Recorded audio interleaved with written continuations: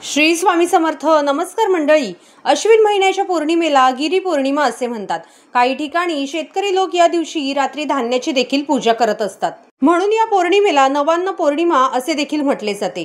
या व्हिडिओमध्ये मी तुम्हाला आजच्या या दिवशी काय करावं, काय करू नये, लक्ष्मी प्राप्तीचे काय उपाय आपल्याला या दिवशी करता येतील, आजारी व्यक्ती असेल किंवा आपल्या स्वतःच्या आरोग्यासाठी आपण या दिवशी नक्की काय काय करू शकतो, या दिवसाचा पुरेपूर वापर कसा करून घेऊ शकतो, याबद्दलची संपूर्ण माहिती आजच्या या व्हिडिओमध्ये मी तुम्हाला देणार आहे. त्यामुळे व्हिडिओ अजिबात स्किप न करता शेवटपर्यंत व्हिडिओ नक्की पहा. चला तर मग व्हिडिओला सुरुवात करूया. कोजागिरी या शब्दाचा अर्थ असा होतो की कोजा गर्ती म्हणजे काय, कोण जागा आहे असं माता लक्ष्मी विचारते. आणि ज्या घरातील मंडळी खरोखर कोजागिरी पौर्णिमेच्या रात्री जागे असतात, माता लक्ष्मीच्या स्वागतासाठी तयार असतात, त्याच्या घरामध्ये माता लक्ष्मी प्रवेश करत असते, त्याच्या कुटुंबाला भरभरून आशीर्वाद देते आणि त्या घरामध्ये कायमस्वरूपी वास्तव्य करते, ज्याला आपण आपल्या घरामध्ये लक्ष्मी नांदते असं म्हणतो. प्रत्येकाला वाटतं की माझ्या घरी माता लक्ष्मीचा आशीर्वाद असावा, माझ्या घरात माता लक्ष्मी सदैव नांदावी. तर कोजागिरी पौर्णिमेचा दिवस अजिबात चुकवू नका. कोजागिरी पौर्णिमा हा सण खूप मोठ्या उत्साहात साजरा केला जातो. याचं कारण म्हणजे पावसानंतरची ही पहिली पौर्णिमा असते आणि ही अश्विन महिन्यात येते, म्हणून याला अश्विन पौर्णिमा असे देखील म्हटले जाते. या दिवशी प्रत्येक कुटुंबातील ज्येष्ठ व्यक्ती अपत्याला किंवा पाल्याला ओवाळून त्याची किंवा तिची अश्विनी साजरी करण्याची पद्धत आहे. म्हणजे काय तर तुम्हाला एकापेक्षा जास्त मुलंबाळं असतील किंवा एकच मुलबाळ असेल तर साहजिक आहे, मुलगा असेल मुलगी असेल, तुम्हाला त्याचं या दिवशी औक्षण करायचं असतं.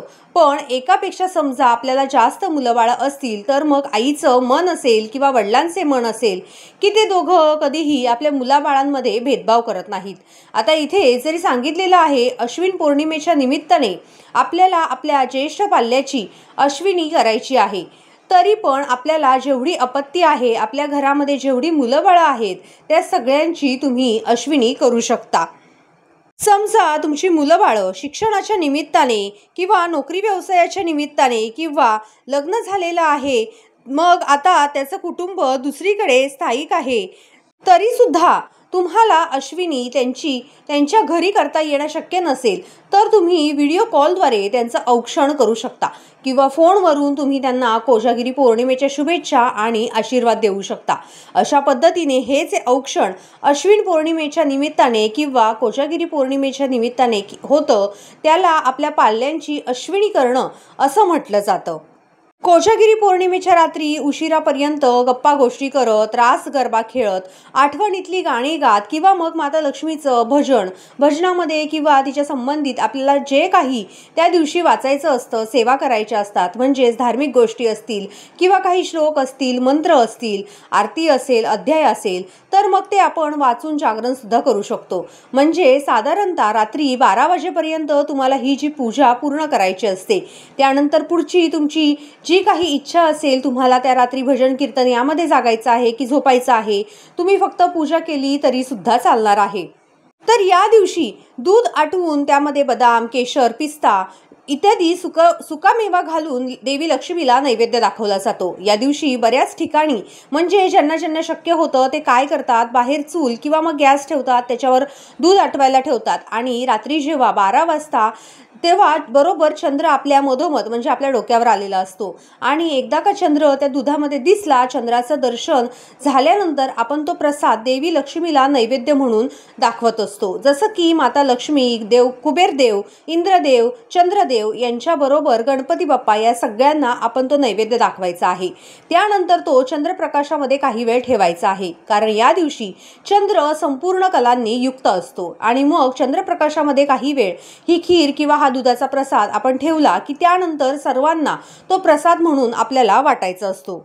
तुमच्यापैकी काही जणांना पडलेला हा प्रश्न आहे की या दिवशी आपल्याला उपवास करावा लागतो का किंवा उपवास धरणे हे बंधनकारक आहे का? तर बघा, उपवास करणे किंवा न करणे ही तुमची स्वतःची इच्छा आहे.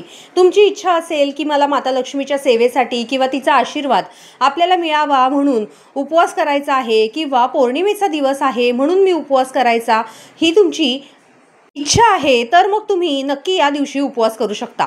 बाकी नाही केलं तरी चालेल. उपवास असेल तर रात्री जेव्हा देवीला आटवलेल्या दुधाचा किंवा खिरीचा नैवेद्य दाखवला जातो। त्याच्यानंतर त्या नैवेद्यातला प्रसाद म्हणून खायचा असतो। त्यात प्रसाद खाऊन तुम्ही उपवास सोडू शकता। आता तुम्हाला असा प्रश्न पडला असेल की कोजागिरी पौर्णिमा कधी आहे? तर बघा, कोजागिरी पौर्णिमा ही 6 ऑक्टोबर 2025 या दिवशी संध्याकाळी आपल्याला 12 वाजता साजरी करायची आहे। तसेच सत्यनारायण तुम्ही करत असाल तर सोमवारी संध्याकाळी तुम्ही तुमच्या वेळेनुसार हा उपाय करू शकता। कोजागिरीचा दिवस माता लक्ष्मीच्या सेवेसाठी किंवा लक्ष्मी प्राप्तीसाठी अत्यंत प्रभावी मानला जातो। या दिवशी केलेली लक्ष्मी सेवा कधीही वाया जात नाही असे म्हटले जाते। तर मग या दिवशी तुम्ही तुमच्याकडे समजा कमळगट्ट्याची माळ असेल किंवा मग स्फटिकाची माळ असेल तर त्या माळेवर तुम्ही ओम श्रीम श्रीये नमः या मंत्राचा 108 वेळा जप करू शकता। ज्यांच्याकडे जपमाळ नसेल त्यांनी 2 हात जोडून जरी या मंत्राचा जप केला तरी सुद्धा चालणार आहे। किंवा मग सर्व मंगल मांगल्ये शिवे सर्वार्थ साधिके शरण्ये त्र्यंबके गौरी नारायणी नमोस्तुते हा मंत्र म्हटला तरी सुद्धा चालेल। अतिशय प्रभावी मंत्र आहे। त्याचबरोबर तुम्हाला गीतेचा 15वा अध्याय या दिवशी वाचता येईल। महालक्ष्मी अष्टक असेल किंवा मग श्री सूक्त असेल ते सुद्धा तुम्हाला या दिवशी वाचता येईल। त्याचप्रमाणे या दिवशी माता लक्ष्मीच्या पूजेमध्ये एक तुपाचे निरंजन लावायला अजिबात विसरू नका। या दिवशी तुम्हाला पौर्णिमेच्या अत्यंत प्रभावी सेवा म्हणजे कुंकुमार्चन सेवा सुद्धा करता येईल। तसेच बघा, नुकतीच नवरात्र होऊन गेली आहे आणि नवरात्रीमध्ये आपण आपल्या कुलदेवीचा कुलाचार करणं खूप महत्त्वाचं असतं। पण तुमच्यापैकी काही जणांना काही विशेष अडीअडचणींमुळे जसं की मासिक धर्म असेल, सूतक असेल, सोयर किंवा इतर काही अडचणींमुळे या सर्व कारणांमुळे कुलाचार करणं शक्य झालं नाही। तर कोजागरीचा दिवस सुद्धा कुलदेवीची सेवा करण्यासाठी अत्यंत महत्त्वाचा मानला जातो। त्यामुळे तुम्ही कोजागिरी पौर्णिमेच्या दिवशी सुद्धा देवीची ओटी भरणार असाल, देवीला कुंकुमार्चन करणार असाल, पानाचा विडा अर्पण करणं असेल किंवा अजून काही गोष्टी, कन्यापूजन जरी राहून गेलं असेल तर या गोष्टी सुद्धा तुम्ही या दिवशी करू शकता। त्यासाठी तुम्ही सगळं काही रात्रीचं केलं पाहिजे असं नाही।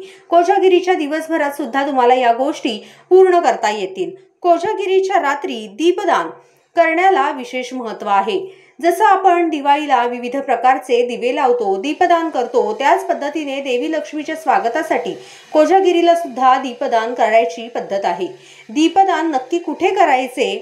तर बघा, एक दिवा आपल्याला आकाशाखाली लावायचा आहे। मग हा दिवा तुम्ही छतावर किंवा मग अंगणामध्ये सुद्धा लावू शकता। त्यानंतर आपलं तुळशी वृंदावन जिथे असेल, तिथे मुख्य दरवाजा असेल, तेथे देवघर असेल, तेथे अशा ठिकाणी दीपदान अवश्य करायचं आहे। त्याचप्रमाणे बघा, अश्वत्थ वृक्ष म्हणजे पिंपळाच्या झाडाखाली सुद्धा या दिवशी दिवा लावण्याची पद्धत आहे। कोणत्याही एका ठिकाणी तुम्ही दिवे लावणीचा मंत्र म्हणायला अजिबात विसरू नका। शुभम करोती कल्याणम आरोग्यम धनसंपदा शत्रुबुद्धी विनाशाय दीपज्योती नमस्तुते हा मंत्र म्हटल्यामुळे काय होतं की देवी लक्ष्मीचं आगमन आपल्या घरात होतं। याशिवाय शत्रुपीडा असेल किंवा आपल्याला काही आदिव्याधी असतील तर त्या सुद्धा निघून जाण्यास मदत होते। आता बघा, सगळ्यात शेवटची गोष्ट म्हणजे आपण या दिवशी काय काय उपाय करू शकतो?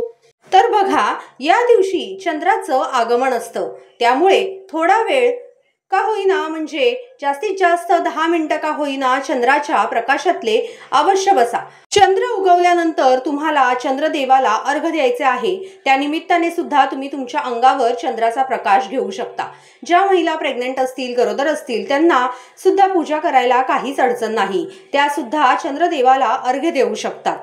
आता बघा, बरेच जण असं करतात की रात्रभर चंद्रप्रकाशामध्ये दूध झाकून ठेवतात आणि दुसऱ्या दिवशी सकाळी उठल्यानंतर अंघोळ झाल्यानंतर किंवा मग अंघोळीच्या आधीच आपण हे जे दूध असतं ते पियायचं असतं।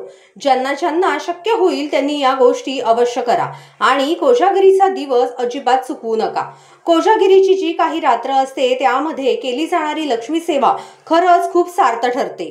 तर आजचा हा माहितीपूर्ण व्हिडिओ तुम्हाला आवडला असल्यास व्हिडिओला एक लाईक करून हा व्हिडिओ जास्तीत जास्त लोकांपर्यंत नक्की शेअर करा। चॅनेलवर नवीन असाल तर चॅनेलला नक्की सबस्क्राईब करा। व्हिडिओ शेवटपर्यंत पाहिल्याबद्दल अगदी मनापासून धन्यवाद। श्री स्वामी समर्थ।